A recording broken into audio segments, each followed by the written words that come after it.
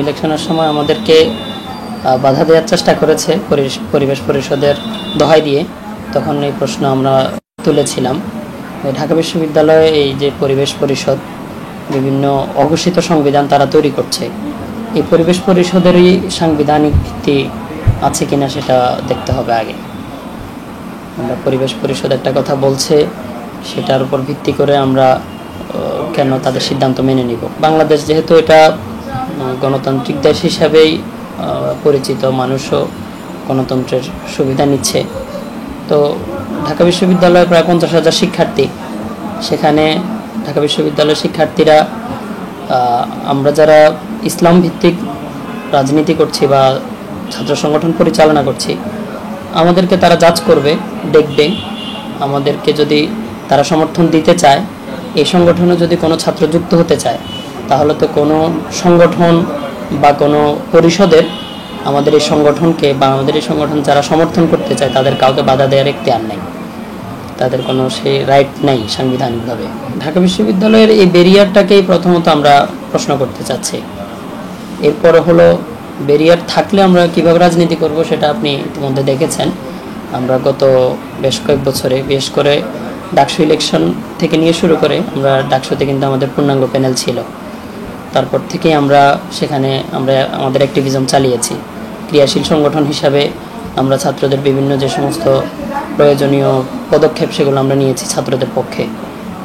এবং কি শুধুমাত্র ঢাকা বিশ্ববিদ্যালয় না, বাংলাদেশের যে কোনো পার্সপেক্টিভে শিক্ষার্থীদের সাথে স্বার্থ সংশ্লিষ্ট যে কোনো বিষয় সেগুলোতে কিন্তু আমরা কথা বলেছি। এবং ঢাকা বিশ্ববিদ্যালয়ের টিএসসি চত্বর, রাজু ভাস্কর্য এবং ঢাকা বিশ্ববিদ্যালয়ের অন্যান্য যে সমস্ত এলাকাগুলো আছে, আমরা জাতীয় শহীদ মিনার সংলগ্ন এলাকা, সবগুলো এলাকায় আমরা বিভিন্ন রকমের প্রোগ্রাম আমরা গত কয়েক বছরে করেছি। জাতীয় রাজনীতিতেও আপনি খেয়াল করে থাকবেন, ইসলামী আন্দোলনের যে অ্যাক্টিভিজম, বিশেষত বিগত 10 বছরে ইসলামী আন্দোলনের যে অ্যাক্টিভিজম আর হয়তো 5টা রাজনৈতিক সংগঠনও সেভাবে চালায়নি। কিন্তু ইসলামী আন্দোলনকেও কিন্তু একটি পক্ষ মানে গুরুত্ব দিতে নারাজ ইসলামী আন্দোলনকে। তো এটার প্রভাবই আমাদের ছাত্র সংগঠন হিসেবে আমাদের উপরে পড়েছে। মানে কেউ হচ্ছে এটা চোখ বন্ধ করে প্রলয়কে এড়িয়ে যেতে চাচ্ছে, যে ছাত্র আন্দোলন অ্যাক্টিভিজম চালালেও বা ক্রিয়াশীল হলেও ক্রিয়াশীল ছাত্র সংগঠন হিসাবে দেখাবে না। এখানে আপনি বিষয়টাকে ডাবল স্ট্যান্ডার্ড হিসেবেও নিতে পারেন।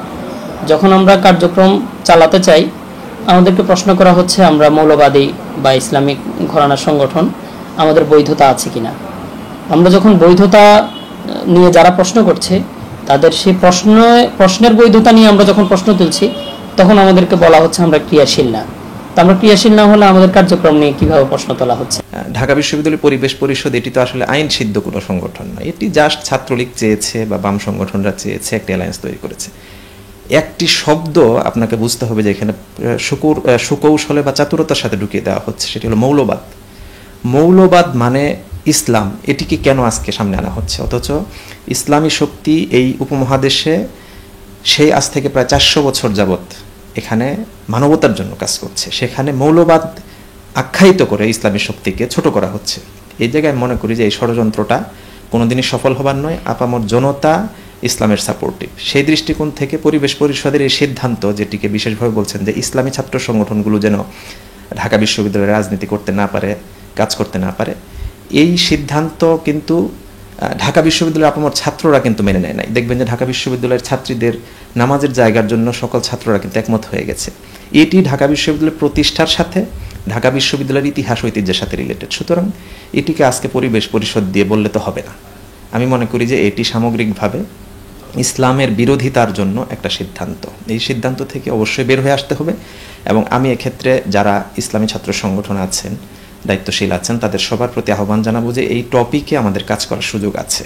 অলরেডি পরিবেশ পরিষদের যে বিষয়টি, এই বিষয়টিই অবান্তর। সুতরাং সেই দৃষ্টিকোণ থেকে তো এই বিষয়টি যৌক্তিক হতে পারে না, এক। আর দুই হচ্ছে যে তিনি যদি বলেও থাকেন, এটা তো শুধুমাত্র ঢাকা বিশ্ববিদ্যালয়ের জন্য এবং ঢাকা বিশ্ববিদ্যালয়ের পরিস্থিতির সাথে রিলেটেড। সারা দেশের সকল শিক্ষা প্রতিষ্ঠান, বড় বড় শিক্ষা প্রতিষ্ঠান সহ সকল জায়গার ব্যাপারে তো একরকম হতে পারে না, এক। আর ছাত্র সংগঠন মানে শুধুমাত্র শিক্ষাঙ্গনেই আছেন এরকম তো না, ছাত্র তো আরও বহু জায়গায় ছড়িয়ে ছিটিয়ে আছেন। সুতরাং সবার জায়গা থেকে যে অধিকারগুলো নষ্ট হচ্ছে, সংশ্লিষ্ট শিক্ষা প্রতিষ্ঠান, সংশ্লিষ্ট এরিয়া ভিত্তিক ঐক্য হওয়া দরকার বলে আমি মনে করছি। না, আমি শুরুতে এটি বলেছি আপনাকে যে এটি অবৈধ বিষয়, এটি ঢাকা বিশ্ববিদ্যালয় প্রশাসনের সিদ্ধান্ত নয় এবং এটি বলেছে। তবে আওয়ামী লীগের স্বার্থ সংশ্লিষ্ট কিছু শিক্ষক আছেন যারা আওয়ামী লীগের স্বার্থ হাসিলের জন্যই কাজ করছেন, তারা এই ছাত্রলীগের সাথে সমন্বয় করে, বাম সংগঠনের সাথে সমন্বয় করে এ ব্যাপারে সোচ্চার থেকেছেন। এটি তো দুঃখজনক।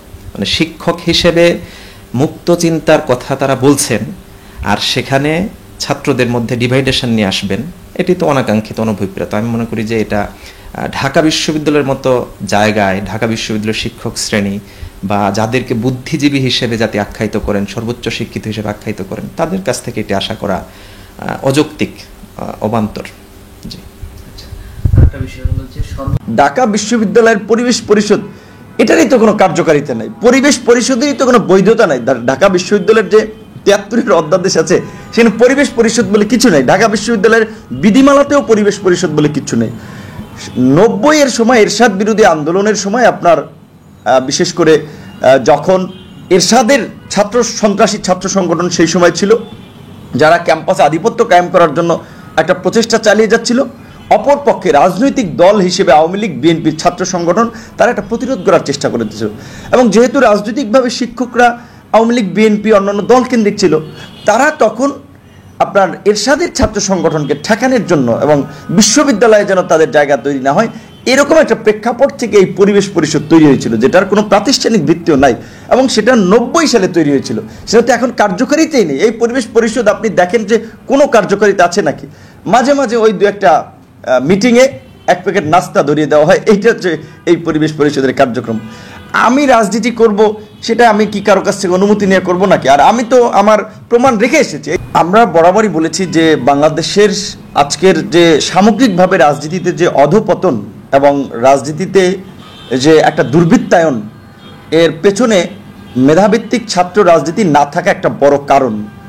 মেধাভিত্তিক ছাত্র রাজনীতি, বিশেষ করে কলেজ বিশ্ববিদ্যালয়গুলোতে ছাত্র সংসদ না থাকার ফলে মেধাভিত্তিক ছাত্র রাজনীতির পরিবর্তে এখন পেশি শক্তিভিত্তিক ছাত্র রাজনীতি তৈরি হয়েছে। এখন অর্থ ও কালো টাকা নির্ভর ছাত্র রাজনীতি তৈরি হয়েছে। যেটা আমরা বলছিলাম যে ছাত্র সংগঠনগুলোর মধ্যে ম্যাক্সিমাম নেতৃত্বই অছাত্র, যাদের সাথে নিয়মিত শিক্ষার্থীদের গ্যাপ প্রায় 8-10 সেশন। তো সেই জায়গা থেকে আমরা চেষ্টা করছি যে ছাত্র অধিকার পরিষদের মাধ্যমে অন্তত অন্যান্য ছাত্র সংগঠনগুলোকেও চাপে ফেলানো, যে তারাও যেন নিয়মিত ছাত্রদেরকে দিয়ে কাউন্সিল করে তাদের নেতৃত্ব নির্বাচন করে। তো সেই ক্ষেত্রে আমরা ছাত্র অধিকার পরিষদের কার্যক্রমে আমরা একটা স্বাধীনতা তাদেরকে দিয়েছি বা দিচ্ছি, যে তারাই ঠিক করবে যে তাদের কার্যক্রম কি হবে। তো যেহেতু বাংলাদেশের ইতিহাস এটা সেই 52 ভাষা আন্দোলন থেকে 71 মুক্তিযুদ্ধ সবসময় বিশেষ করে ছাত্র সমাজের একটা অগ্রণী ভূমিকা ছিল। আজকে যে জাতি সংকটে নিমজ্জিত, এই সংকট থেকে উত্তরণেও ছাত্রদের একটা সক্রিয় ভূমিকা এবং একটা অগ্রণী ভূমিকা পালন করা লাগবে বলে আমরা মনে করি।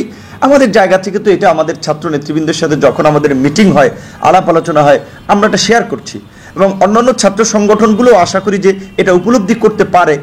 সেই ক্ষেত্রে যেহেতু জাতীয় পর্যায়ে ঐক্য হচ্ছে, তো তাহলে ছাত্রদের মধ্যে ঐক্য হওয়া এটা তো